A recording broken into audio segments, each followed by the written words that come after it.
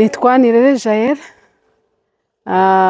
ntuye mu mudugudu w'Ingeri mu kagari ka Bibare, umurenge wa Kimironko, mu karere ka Gasabo. Nshinzwe imibereho myiza mu mudugudu w'Ingeri.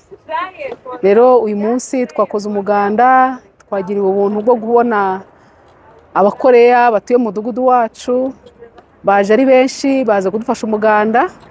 Twakoze umuhanda kandi dushyize hamwe n'imbaraga. Rero byatunejeje cyane kubona n'abantu baturuka mu mahanga bazi agaciro k'umuganda.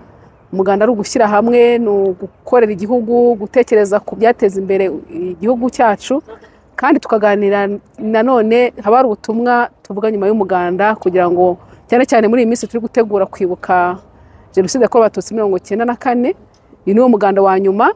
Rero tugomba kuganira tukavugana uko tugomba gutegura uwo munsi n'uko tuzawitabira kugira ngo nabyo bizagende neza. Rero twishimiye kubona abashyitsi batuye muri uno mudugudu, bashobora kuba harimo n'abanyeshuri ariko baje ari benshi kandi badufashije, barafite imbaraga nyinshi.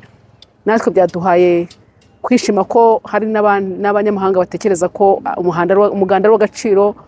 Ntekereza ko niba bazajya mu gihugu cyabo nabo bakabona ko ari ibintu byiza, nabo bakwigana byiza by'u Rwanda. Murakoze. Yewe mukuru w'umudugudu wa hano mu Ngeri, aba nabonye abashyitsi b'abakoreya baje kudufasha gukora umuganda. Nabashimye cyane kuko baje gukora ibintu by'igihugu, baje kugira ngo badufashe kugira amasuku.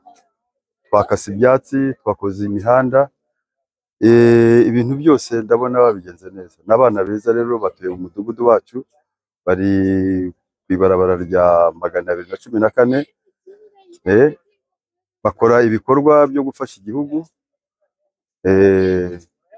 Mu magambo make ndabashimiye. Murakoze.